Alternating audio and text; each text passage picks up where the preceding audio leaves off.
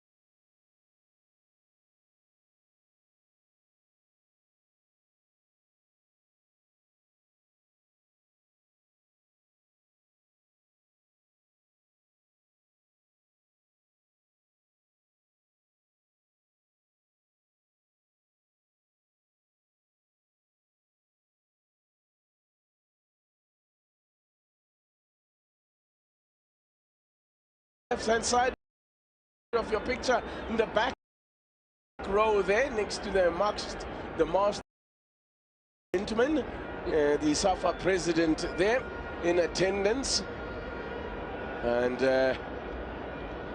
as the fans have made the trip from across the border, as I said, it's not too long a trip to make from Maseru to Bloemfontein, so they will have good support from traveling support, and of course from Basotho, who are based in Bloemfontein, of which there are plenty who are based in Bloemfontein and other locations around South Africa.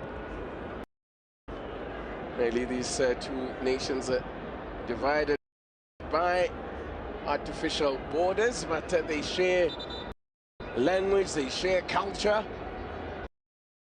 So I suppose that's why this game has a derby feel about it all the time. Just the same as when South Africa face Swaziland. This does not look good. Nico Mobi does not look, as we've seen, the signal has been given for a change to be made. So maybe there could be fear of concussion there. And yeah, that's an early setback for Hugo Broos there. Stanton Fredericks, yeah, doesn't look good. Yeah, he looks a bit bewildered there, but it was quite a ferocious knock here on the temple. Caution will be the order of the day there for Nico Mobi. Ever reliable, and Hugo Broos really can count on Mobi. He's been a permanent figure in this Bafana Bafana side since Hugo Broos has been at the helm.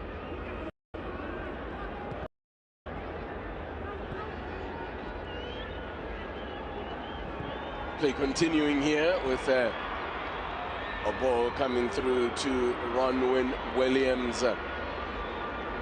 Bafana's number one. Who's cap number 51 for Bafana. Number one, as I said, and Africa's number one in the past, of course, Ronwen Williams. I'm just looking at this team sheet there, and we have available is Ndonielwa. Had a few starts from Mamelodi Sundowns in the league, and here we have it. As we thought. Straight swap then it will be. Of course, it was Zuko Ndonielwa is the early replacement after that knock to the head taken by Nico Mobi. So on comes Zuko Ndonielwa, the 26-year-old Mamelodi Sundowns fullback, who has shown good signs and a lot of promise at the start of the new season. Looks like he might well be fighting to make that right back replace his own, but he's got a challenge on his hands because he's competing with the great Khuriso Motau for that position. It's not going to be an easy task. As another Bafana player down here is Talent Mpata. Man losing his footing there just as he went in for the challenge. I don't think he really in there. Slipped a bit there. A bit of a slip as well there from Leshonolo Fotwani. And South Africa needs to be careful not to play to Lesotho's pace. They'll be eager, they'll want to play at 100 miles an hour. It's important that Bafana put their foot on it. proceedings. Patience is going to be a virtue that Bafana are going to have to exercise here. Just be very patient and not be too hasty, but I think the referee has seen enough. He's going to whip out the first card. There's just been there's some of the early challenges here been a little bit too enthusiastic, and the referee did not like that one at all on Tsepo Mokoena. And Tshepo Thulani is the first player then into the book. Yeah, as I see there, just a late one He's coming late, through. yeah. So that's a very early yellow card for Tshepo Thulani. And well, that puts him on caution for the rest of the game. He will have to be on his best behavior. That's not a good sign as well, or a good look as so Nico Mobi being stretched off. You've got to suspect that there must be maybe a case of a concussion there, as and Foster immediately 2 men descend on him as he receives the ball. They'll know the danger that he poses. Opportunity for Sipho Mbule here this evening. He has the ability just to control the tempo in midfield. Get the fans on our side as well. Sipho Mbule, of course, another notable inclusion in the starting lineup as a late call up to the side after injury forced Patrick Maswanganye out. Maswanganye himself, of course, was seen as a natural replacement for Themba Zwane, who's still out injured. Who was not considered for this one. And hopes that he'll make a speedy recovery. He's certainly a player that Bafana will want to have when they go for the World Cup, rather the Africa Cup of Nations at the end of the year. That one happens in Morocco. I think exacting revenge there is Tebogo Mokoena. Done extremely well to get the possession, but at the same time exacting revenge. Katlo Makating is a player who was caught there by Tebogo Mokoena, former Richards Bay.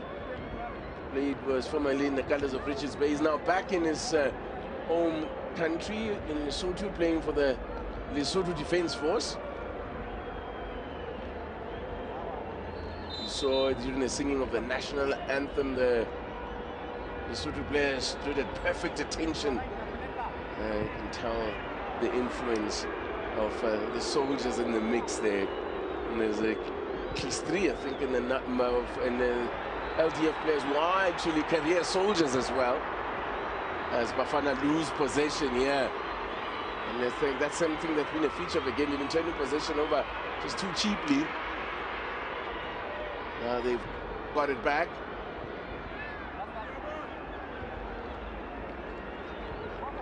Bafana top of Group C at the moment, with Lesotho down in 5th place.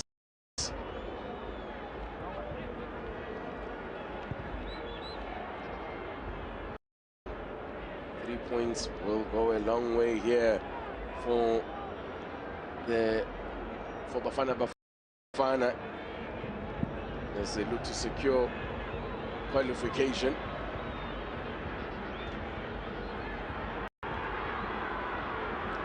There's some 92 places that separate these two countries in terms on the FIFA rankings. South Africa currently ranked the FIFA's number 56. Lesotho 148. In the CAF rankings, Bafana at 10, Lesotho at 45. So they can see that on paper, at least, there is a huge gulf in terms of the class. And this is certainly under Hugo Broos, Bafana. A team rejuvenated, that is for sure. They are starting to look like the force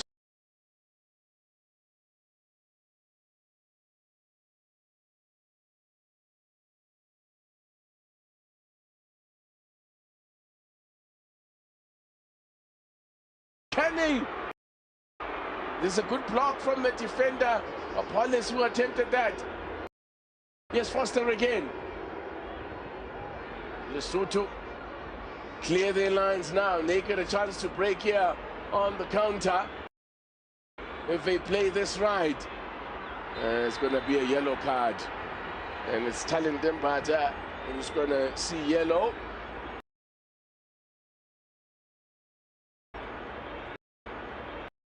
Took one for the team there, Mbata. There was a break on there for Lesotho. That's why Talent Dembata committed a tactical foul there. Yeah, and this is what Lesotho will want to do. They want to soak up the pressure and try and catch South Africa on the counter and use their pace that they possess.